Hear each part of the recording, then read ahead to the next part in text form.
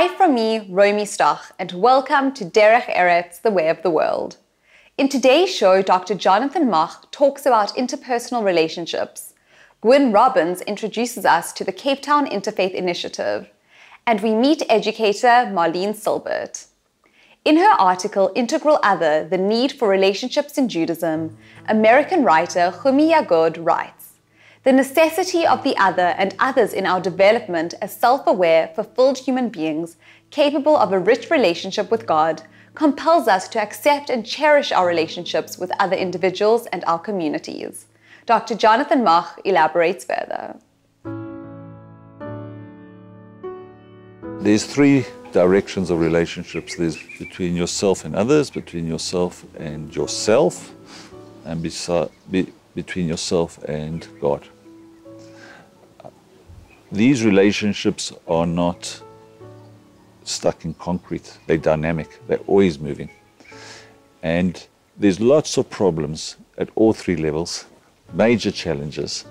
But people who are found to have stability, at least stability in all three, seem to flourish in life.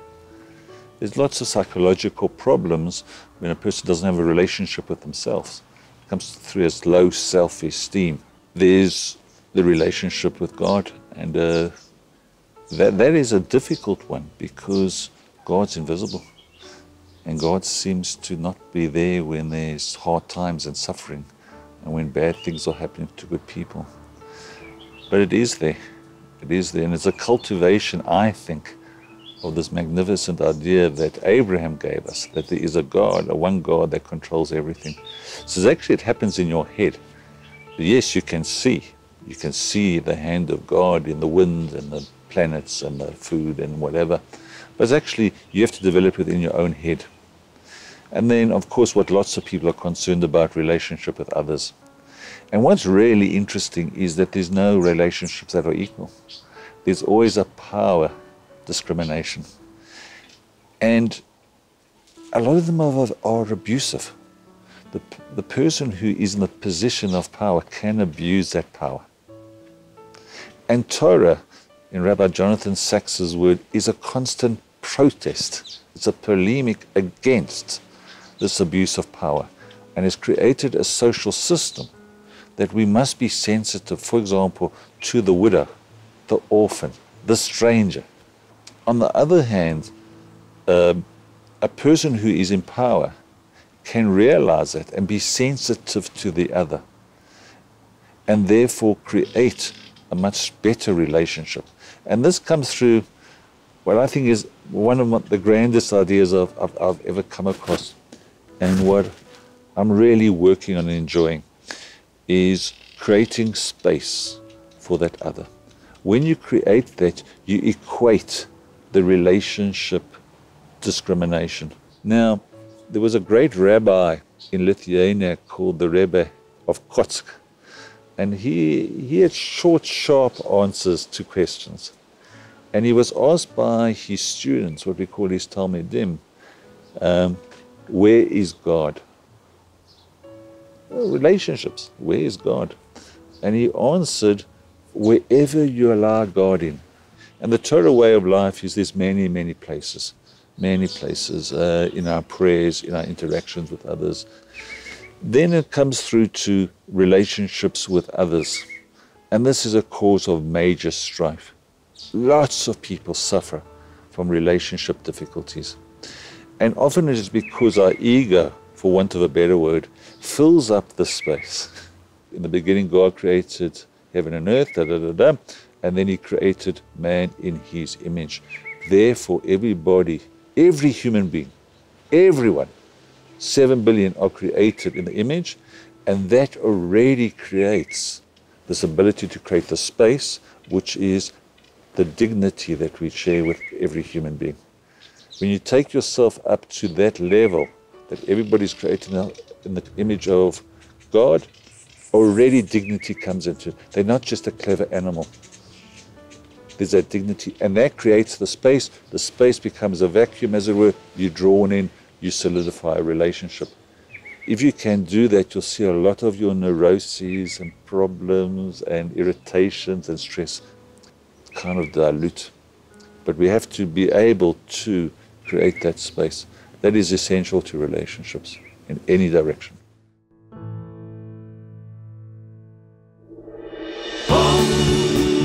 Derech Eretz.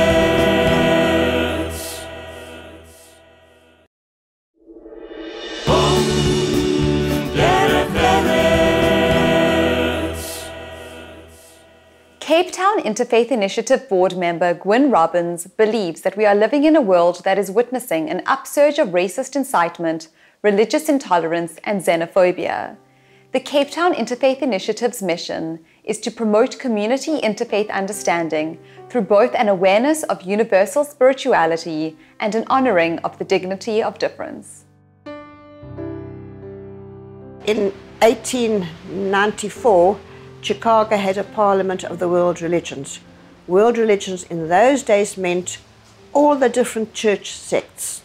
100 years later, Chicago decided to do it again, but this time include all the religions in the world, and there are lots, many of whom I'd never ever heard of.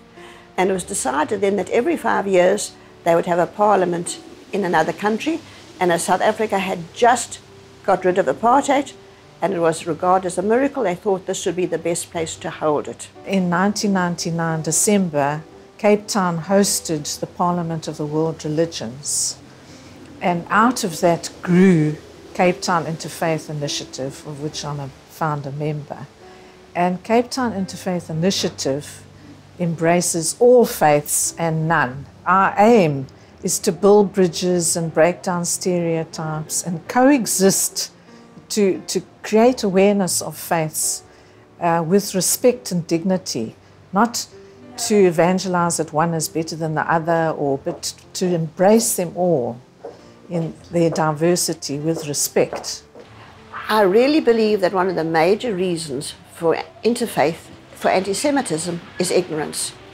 Just the very fact to show people that we can all get on together, that we really have more in common than we have separating us. I remember going to a talk at the Hertzlier School many years ago by a teacher from South America. He told us that he'd gone to a teachers' conference in Cyprus. And one of the teachers there, one of the Greek teachers, came up to him and said, "Excuse me," and felt his hair underneath his yarmulke. And he said, "I was told that you Jews had horns, and that is why Jewish men wear head coverings." Now, if they see us, they realize we don't have horns. We look like everybody else. I think about 99% of South Africa is not Jewish. The chances are great that the majority of people in South Africa have never met a Jew except on television or in the radio, and that's not necessarily in a good way. They need to see us as people. They need to see that we feel the same way, we do the same way. We organize events in which we take people to different houses of worship. Very few people have ever been in a house of worship belonging to a faith not theirs. It takes away the mystery. They see it, they can learn to show respect for other people. I believe that we all believe in the same God. There's only one God, but the way that we serve, the way that we interact is slightly different, and our approach is slightly different. But I think it's the same God. The value system is very much the same, and I think it's important that we are open even to people of no particular faith, because my belief has always been that God is the creator of all. Whether you believe in God or whether you don't believe in God, God has created us all as special beings. On Heritage Day, I'm organizing this bus tour. We call it the Heritage Day bus tour, and we take people to different places of worship. People who would normally never go outside their church or their synagogue, and we take them to different places of worship, and there they're exposed and learn a little bit about the Buddhists and the Ahmadiyyas and the whatever, Krishnas. So it's another awareness program that's done, that's not threatening to anybody. It's a fun thing. So there are different levels that you can come in and participate in these interfaith events. The young people that we work with, the adults that we are working with, once they embrace this or they are open to this, they realize that, you know what, we are singing the same song, It's just a different tune sometimes. One of the things about religion is that whatever religion, there is a common denominator. one of which is, for example, the concept of compassion. And that's in all faiths. That is a common denominator. And if you express compassion based on, poverty, alleviation, all the other, we all feel that together from that point of view. And so it's easy to do that together. I'm a social worker by training, so I always learned that it's necessary to show respect for other people. I also became aware of the amount of ignorance. We've all got radicals in our communities. We've all got intolerant people in our community. To me, it's important to try and do something to combat the ignorance, to combat the intolerance that I feel is one of the worst things in South Africa and one of the major dangers in South Africa. If we have social issues, we get hold of an imam and a priest and a rabbi. Instead of, each one dealing with issues on their own, from their own church positions or faith position, whatever, we get them to sort of work things out together.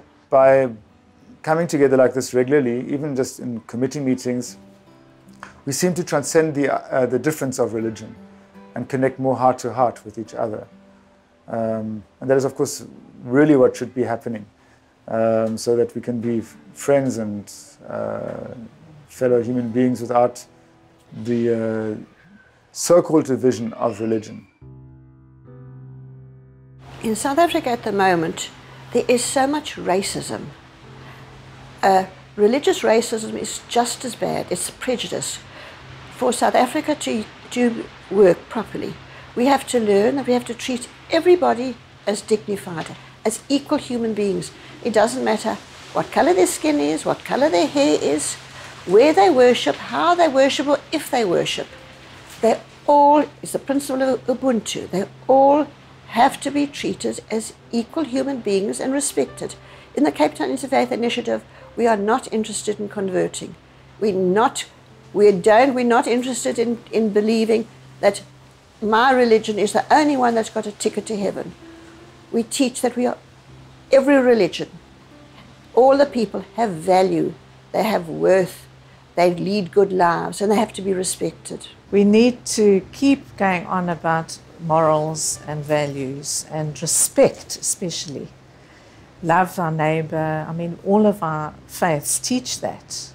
But what are we doing about that with domestic violence and, being honest about what's happening to our neighbors? Why don't we do something about it? So it's making us more aware. We have to keep going on about morals and values the whole time and implant them, and without being preachers, because we're not preachers of the faith. We're not a faith.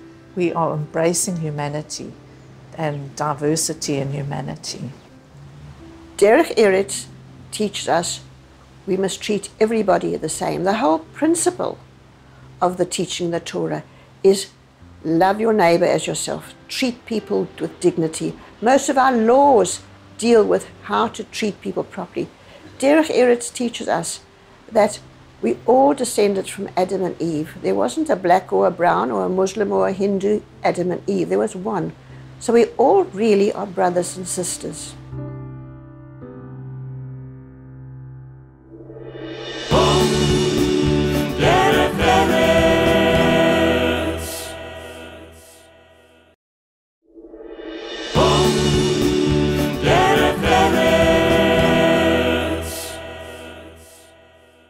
Anti-apartheid activist and educator Marlene Silbert is the founder of the Interfaith Cultural Twinning and Exchange Program.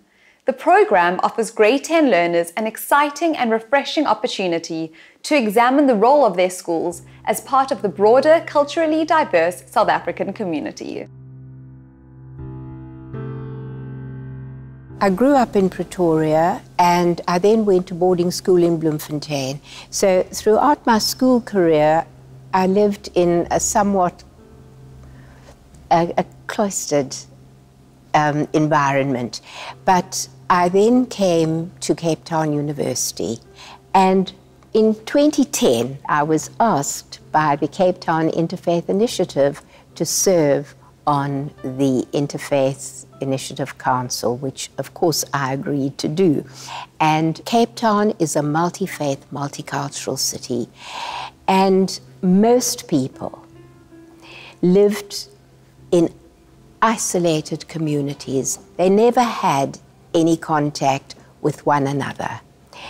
And I felt that it was so important to nurture young people and create opportunities for them to come together, to listen, to speak, to learn. And I started off with 3 learners from 5 different schools. And they came together for a 2-year program. In 2011, I saw an article in the local newspaper about interfaith. And I contacted Marlene Silbert and explained to her that at my school we have 3 of the religions being practiced, that's Islam, Christianity and Hinduism, and whether it's possible for Highlands High to participate. And she welcomed me on board. I'm ethnically diverse as well. I mean, I look Indian, my hair texture is different from all the other people, yet I'm Christian. So to question one's belief in what is my belief and what is my identity, do I identify as colored, do I identify as Indian? Then you start questioning your beliefs. And I just found that, if I'm questioning this as an adult, I'm sure our learners should be doing this as well. And I find that being in a group of people that is helping them, supporting you, and just kind of teaching you that being diverse and being different from others is fine. Therefore, this program is perfect for that. 7, 8, 9. In the second year of the program, in partnership with the Amy Beale Foundation, our learners, who are then in grade 11, one afternoon a week throughout the academic year, they go into a township and they tutor younger children in maths and numeracy or language and literacy. What is so gratifying is to see how these young people have changed their mindsets, how they have bonded with one another. And the comments that they make are really very moving. I certainly like meeting new people. That encouraged me to join this program, and learning about different faiths and people and their backgrounds, where they come from, that inspired me mostly to join this interfaith program. I enjoy meeting new people, and I find this a great opportunity to do so, especially when people are very unlike me. We may be similar in some aspects, but we come from very different places. So I enjoy meeting very interesting new people, which I found was to be true in this program.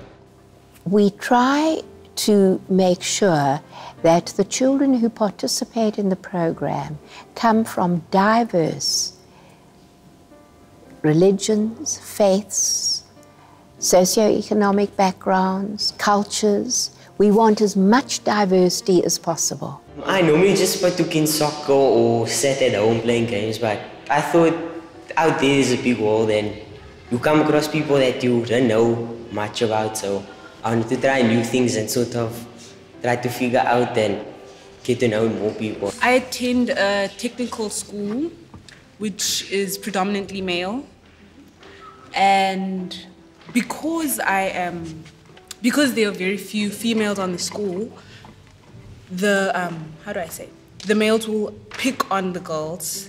So I am one of the girls who are picked on by the males and all those stuff. At the end of every year, we have a final ceremony hosted by the deputy mayor.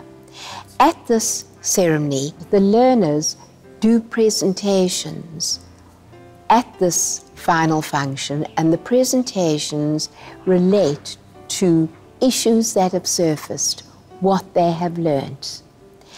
And we also give them certificates of appreciation from the Amy Foundation and certificates for those who have been involved in the program. Our presentation is a video on compassion. We chose that because we feel like people naturally have compassion, but it's so hard nowadays to share it. So basically the video, we showcasing different ways on how to be compassionate, like little ways, just like sharing your lunch, or just say a hug or a smile. Yeah, so that's all what our video is about. We will be addressing a certain law that was sort of in the apartheid era, where people of color are not allowed in or allowed to sit on white-only benches, and then we will also say like how this affected the people and what sort of happened and how the police used harsh ways to sort of take out the people who sort of put them away in jail or stuff like that. Very good. What's your kid ask? I'm just sitting down for a while. What's wrong with that? And why should we care? Can't you see I'm pregnant? These are white-only benches and you're just putting your filth all over it. A lot of them learn about different religions and so things that they didn't know, and for them that is quite something important. And just the idea of, tolerating other religions, tolerating other races and cultures has been something that I've noticed they've been, that has stood out for them. I've learned quite a lot that people not to judge others because we are all one in the same, and that if we all looked at each other in the same way, then we wouldn't really have any problems because that person would be exactly like you, so why see a problem with it? My personal opinions of certain religions, I've learned about the practices of religions, and that have allowed me to understand why certain people do certain things differently than what my religion dictates to me. We're constantly meeting people in the streets, in our schools, at work, in the shopping malls. We encounter people who are different from ourselves. We know nothing about them, but we tend to make judgments. And the reason we do this is because so few people really had the opportunity to have meaningful dialogue with people who were different from themselves. How better to create a society in which we can live together in peace and harmony than to nurture the younger generation.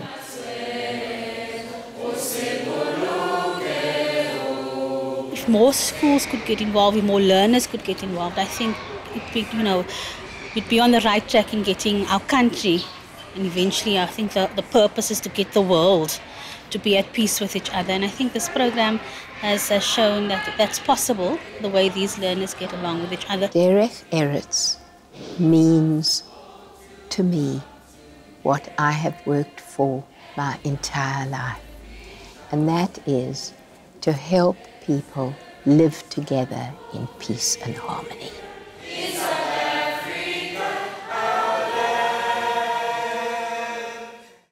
15-year-old Holocaust victim Anne Frank wrote, "How wonderful it is that nobody need wait a single moment before starting to improve the world."